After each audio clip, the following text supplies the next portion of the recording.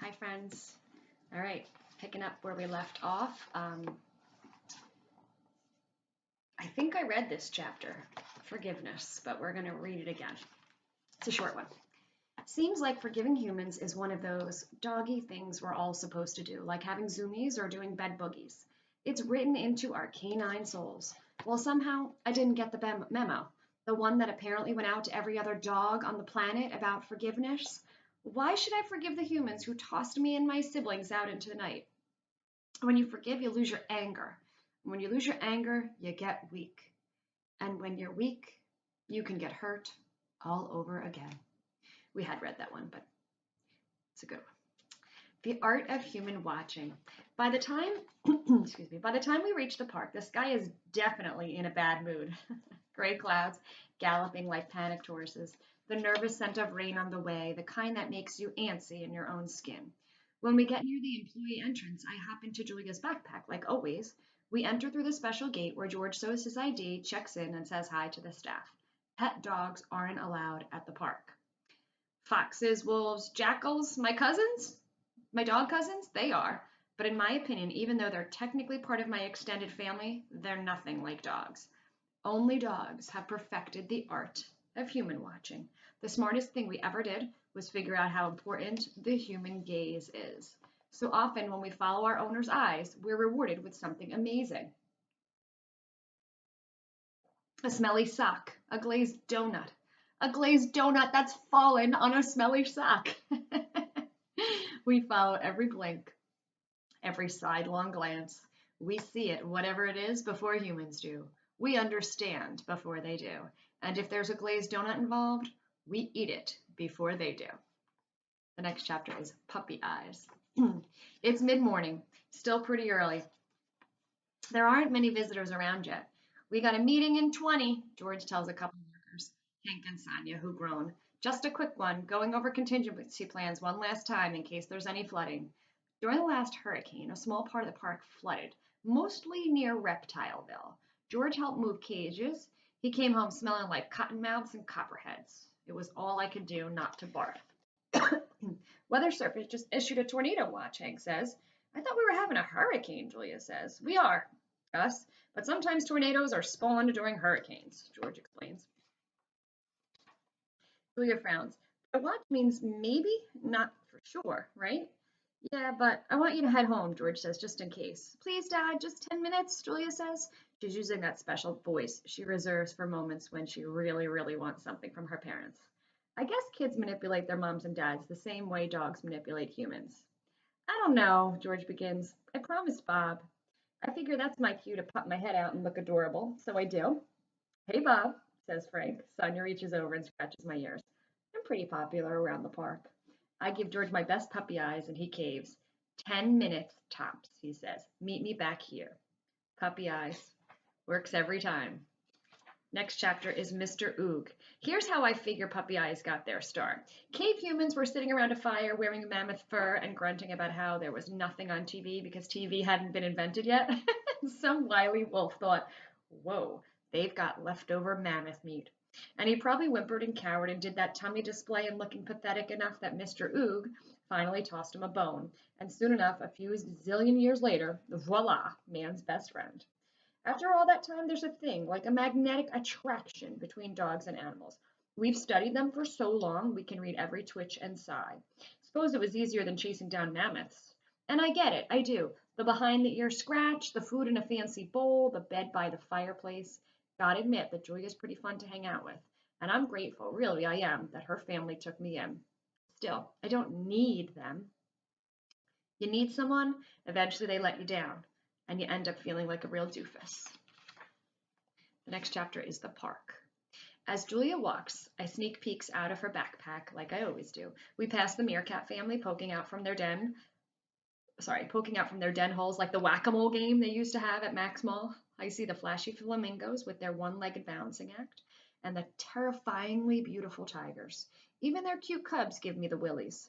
Families, I've noticed, take a lot of different shapes. Jim and Joe, the penguins, adopted an abandoned egg, and they are the sweetest doting parents you ever saw. I see it with all the humans at the park too. Families of all shapes and sizes and colors and genders, and yep, They all seem to do just fine. We round a corner past Sea Otter Alley. Oliver and Oliver are floating calmly on their backs, holding each other's paws. It's pretty adorable, I have to admit. But me, I don't need the trouble that comes with family. Babies puking, toddlers whining, spouses nagging. Talk about a design flaw. There's Julia and Bob peeking out of her backpack. The next chapter is change. The park's pretty big. Lots of twisty paths and fascinating smells. All the parks have names. There's the African Aviary, the Outback, Penguin Cove, Lemurland. It's like puzzle pieces of the world. A little Africa here, a little Asia there. Dogs, you can pretty much find us everywhere. Our territory is Earth. As long as we're hooked up with humans, that is. Along the shady paths, volunteer guides will answer your questions. They'll tell you about how animals used to roam one part of the world or another until things changed. Things change. That's one thing I figured out. Don't ever assume a little patch of the planet belongs to you. Things change. Boxes go flying. My inner wolf. On our way, we always stop by the wolf habitat. Julia loves wolves, probably because they remind her of me. You have to look hard, maybe squint a little, but if you try, you can catch a hint of my inner wolf. It's in the eyes, mostly. Also, in my distinguished profile. I dream I'm a wolf sometimes, and when I wake up, I'm panting, and my fur's on alert, and I'm feeling, yeah, the world could hurt me, but I could hurt the world back even harder. Like there's a dangerous, hard part of me chained inside, struggling to go free and just, I don't know, get even. Then I go see what's for breakfast. The next chapter is Kimu. Kimu? Kimu. I don't know that word. It's a proper noun. It's someone's name. So we'll say Kimu. There's a gray wolf at the park who makes me a little jittery. Jittery as in I sometimes wonder he might like to eat me. His name is Kimu. And we struck up a conversation with a mutual acquaintance of ours, a mockingbird called Mitch, introduced us one day. Like Nutwit, Mitch likes to taunt me because I'm domesticated. Gives me a lot of grief about how free he is, soaring stringless over the whole town. I'm not the only one who's pampered, I said one day. I mean, look at Kimu. He's not exactly running wild. As soon as the words were out of my mouth, I regretted them. And when I looked at Kimu's, I could kill you with one quick bite expression, I really regretted them. In any case, I said, moving the subject along, I've lived wild. It ain't a picnic for a dog. What was it like? Kimu asked. He moved closer to the edge of his domain. He had a strange odor, intense and scary and a little bit intoxicating. Well, I was just a pup, I said, abandoned by the side of a highway. Kimu was listening intently. Must have been rough. All I could think of was food, water. I didn't like the catch in my voice. Owl got me. Those guys are fierce, Kimu said. Can't hear them coming. I know, right? I relaxed a little. I hate owls, said Mitch. Hate them with a passion. They eat birds, you know. So do wolves, said Kimu, giving Mitch a meaningful look. So you were wild once? I asked Kimu. Never. Born and raised in captivity. Suzu over there, she was. She's told us stories that would curl your fur. Honestly, it's nice to have a roof over my head. It's tough out there, man. Really tough. I suppose, said Kimu. I looked at him and for the first time wondered if I really did have any wolf in me. He was a majestic animal with teeth that could shred a tree trunk. Hey, Bob, Mitch said, do dogs howl the way wolves do? Of course we do.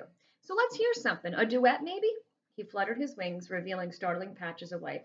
Do you know Talk to the Animals? They play that on the carousel. Go away, Mitch, said Kimu with just the right amount of menace in his voice. Menace is like meanness. Come on, just a little howling. Pretend there's a moon. Pretend you're free. Pretend. Kimu growled, "Ow!" And so did I. His was pretty impressive. Guttural, deep. It spoke of death and dismemberment and all kinds of unpleasant bird nightmares. I growled too. It spoke of me being mildly peeved. Peeved means like upset.